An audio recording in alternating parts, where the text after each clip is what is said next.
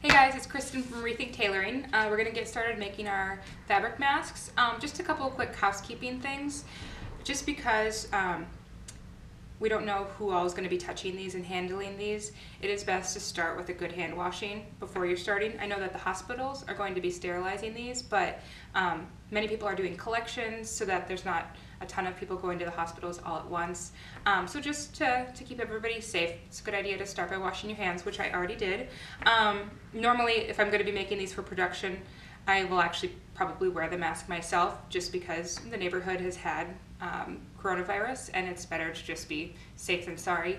But if I was doing that right now, you guys wouldn't be able to understand what I'm saying. So for the sake of this one, I will be without mask, but it doesn't hurt to be wearing one. So when we are cutting our fabric, here's the pattern that I made earlier. Otherwise, you can go ahead and use a ruler of some sort to measure it. It doesn't really matter, whatever works for you and what's easiest for you. So the main thing when we're cutting out our fabric is if you have a pattern that you really like these flamingos, and you want them to be this way instead of this way, you want to cut your pattern horizontally because this is how your pattern is going to be going on. And you also want to maximize your fabric just because I think very quickly you're going to run out of fabric. So I'm going to follow the edge of the fabric in order to line up my grain. So I'm going to see how far down I want to go, just so I'm not wasting a bunch.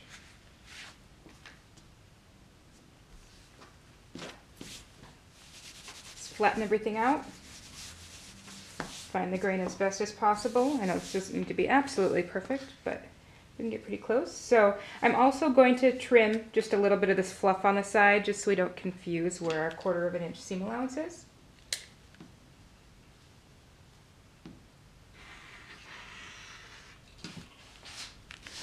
And then I'm going to trim the bottom here, like so. So now that's 2 pieces and it's no longer a fold. At the top. And you could easily be tracing around this with a pencil. So if I were to trace around here, and then I would just go through with my scissors and cut off my pencil line. So I have my 2 pieces now. I have 2 pieces of cotton right now. On the pattern, they do recommend using flannel on one side and cotton on the other. And I had emailed with Susan from BlueCross, and she had said that that flannel does need to be a really good quality flannel so that it has a finer weave to it. And they did say that if you want to just use 2 layers of the cotton, the finer weave cotton, that is also acceptable. So that's what I'm doing because the flannel that I had, I cut a little piece and put it over my mouth and I could tell that it had way less resistance there. I can still breathe through this just fine, but as far as keeping everybody safe and keeping my germs to myself, this definitely to me feels like a much better option. And we've got our elastic. You can use 1/8 of an inch flat elastic or 1/4 of an inch, which I have, and I will be sharing, so keep an ear out for that. We're going to do 7 inches. You need 2 of those. You can also use the elastic cording. You are going to need to do a little bit more than 7 inches on that because they do want you to tie a knot at the ends just to help keep it in place. So I cut 8 inches here just because when I sew it, I would like this to have even a little bit extra seam allowance than just the 1/4 of an inch, just to make sure that that really stays put. So I cut that at 8 inches and then knotted it, and I make sure that when I'm sewing that I am not sewing over that knot, I'm missing that knot. So that's how I pin my mask. Okay, let's start sewing. So I just cut my pieces. I'm gonna put them, they're gonna be right sides together, but we're gonna sandwich the elastic into each corner. And in the tutorial, they had it in there at an angle, and we're gonna pin it all at once. I like how they had changed that picture tutorial instead of having to like pin things while you're on the machine. To me, it always makes more sense to pin it ahead of time and do all that work all at once. So I pinned that to sandwich it, and now when I look at that elastic, see how it's flat right there? I'm just gonna scooch that over to that corner. so it's not going to be all twisted.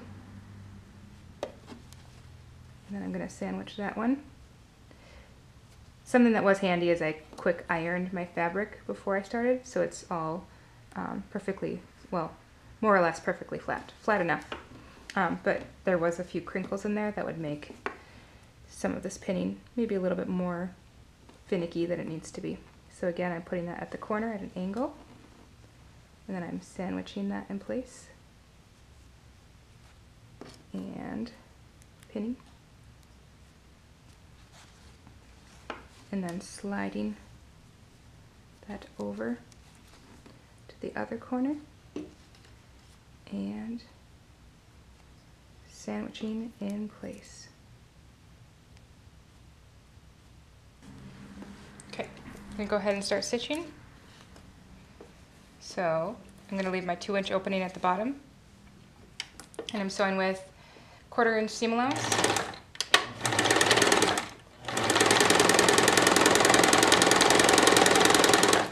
I'm going to slow it down when I get to the corners just so I don't break a needle. Just walking it with my hand. Took that pin out. Now I'm going to do a little back tack here. Line up those seam allowances. I did the back tack just to help cement that elastic in place.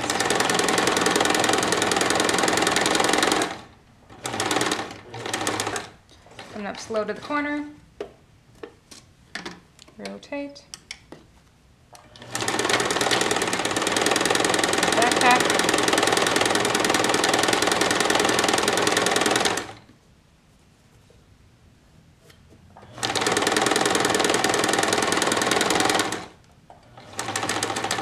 Slow to the corners. You're going to have to excuse my hands that are super dry from all of the hand washing, so I think we're probably on the same boat.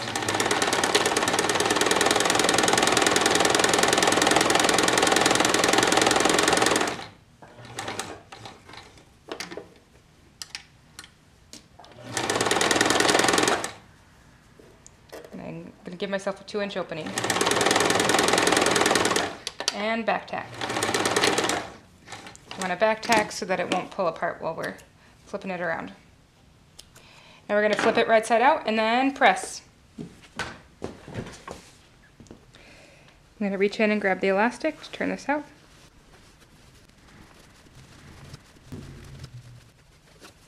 I'm going to give all 4 corners a tug just to help turn those corners out as best as possible. I have my iron set to cotton setting. Any little strings I'm just sticking back in there. So I'm using my fingernails to kind of scooch that down so that the edge of the fabric is right at the end instead of here, and then we're losing extra seam allowance. We want to have that come out to the very end.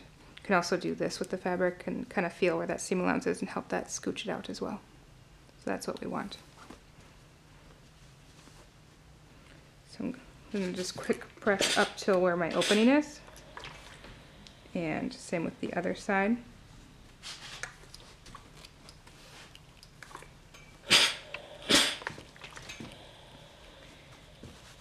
This fabric, I just kind of want to work it out so that it ends up in line with the rest of the bottom. Kind of a light press for now. I may need to adjust it a little bit later.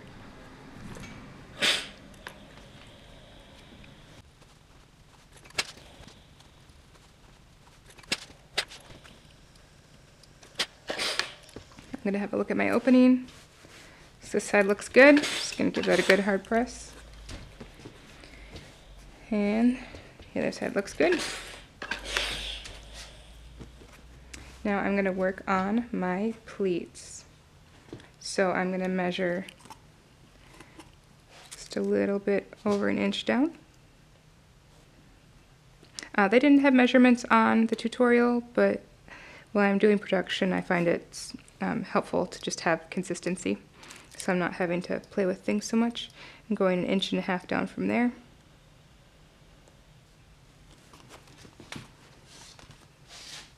And then I'm going 1.5 inches up from the bottom. Keep my pins the same direction. Okay. So these are going to be my press lines. I'm going to have my pleats going downwards, just so if anything comes at the mask, gravity will kind of help it brush off.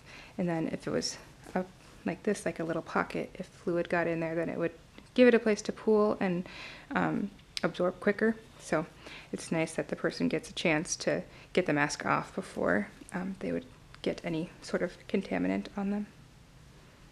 I don't know that that's necessarily super necessary, because if the mask fits a little bit better, flip the other direction with the pleats going the other direction, I don't know that it would necessarily be a big deal. I think it's more important that the person who wears it has the best fit as possible for them.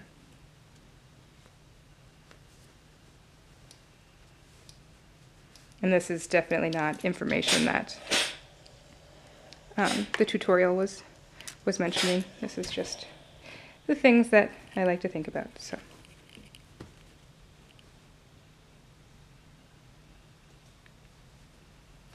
I'm actually going off of either the edges or the existing lines, so I don't have to measure both sides. And actually this one comes up almost all the way to that crease, so I'm going to do the same on the other side. I don't really need to press the middle parts, since that's going to be stretched across the nose. So those are my 3 lines. I'm going to come up between 3/8 of an inch to 1/2 of an inch.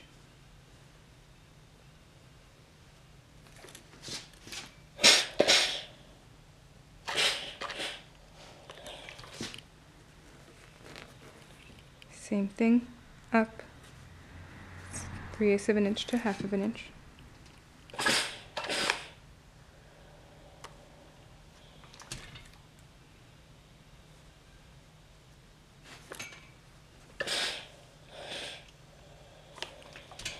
Trying not to iron on the elastic too much. And the last one, up 3/8 to 1/2 of an inch.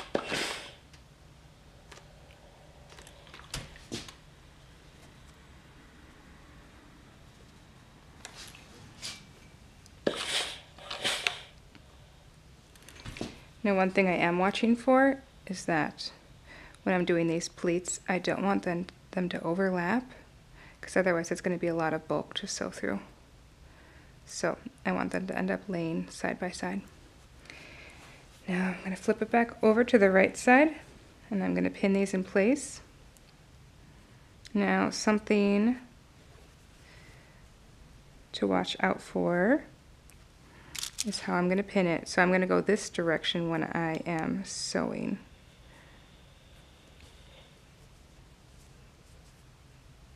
So I'm going to pin this side of my pleat.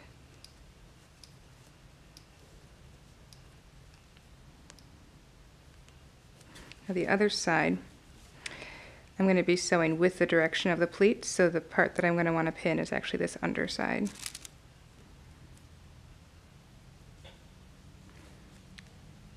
Let me pin it all the way through so you can see. So that'll hold that in place so it's not trying to fight back.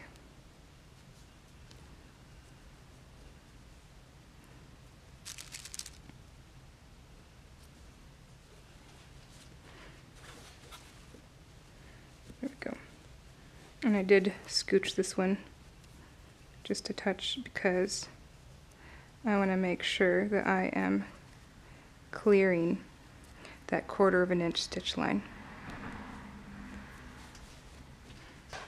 Okay, so we are coming up to our final stitch line. On the tutorial, they asked everything to be sewn twice. I am going to do that with one small modification. When they ask for 1/4 of an inch seam allowance, that is just fine there, but if we sew right here at a 1/4 of an inch seam allowance, then it's very likely that this part that only has a 1/4 of an inch seam allowance is going to pull out as it gets washed. So one of the times I'm going to do a 1/4 of an inch, but then the second time I'm actually going to do between 1/8 of an inch and 1/16 of an inch away from the edge. but both times on the sides, I'm going to aim for doing at 1/4 of an inch, stitching on my own on the same stitch line, because these spots really need to be cemented in place.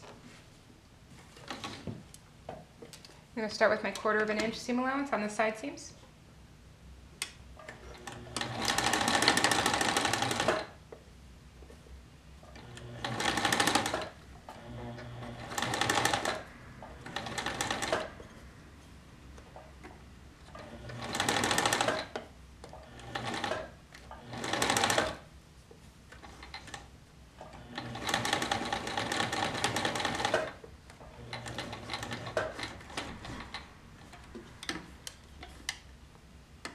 I'm going to stitch along the edge where that pin is.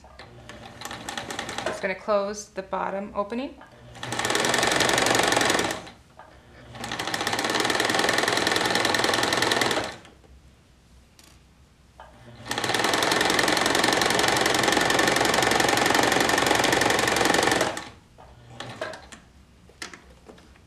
I'm going to go upwards at 1/4 of an inch seam allowance.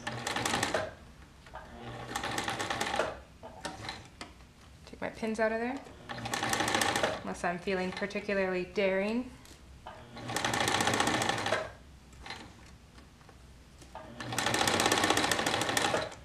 An edge stitch again along the top edge.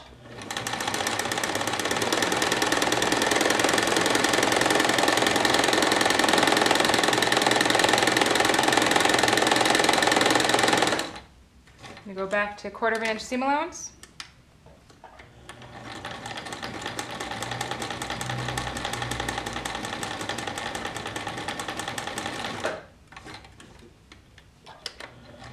And if you get carried away, just back yourself up so you can do what your original plan was, to do 1/4 of an inch seam allowance.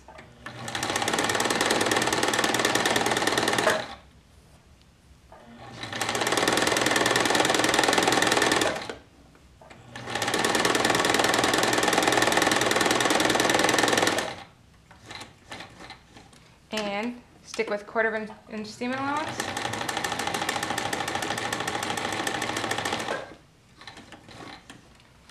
And one more time, 1/4 of an inch seam allowance.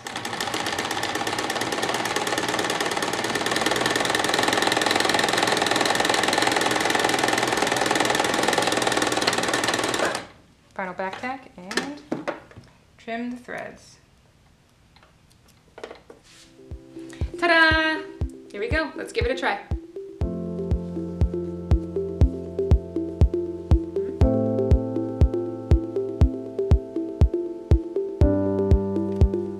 If you guys are wearing these at home, make sure to wash them often. I hope you guys enjoyed sewing along. I hope it was helpful. And if you want to keep up on more tutorials that we're working on, especially for the elastic-free option with the tie back for these masks, follow us on Instagram and Facebook at Rethink Tailoring, and on Twitter at Rethink Lounge. I know we had our grand opening, but we will be working on having our grand reopening as all of this passes, and we will kick back off our sewing classes.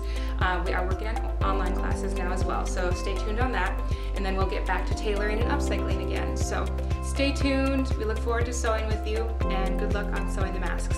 Please let us know if you guys have any questions at all. Okay, bye.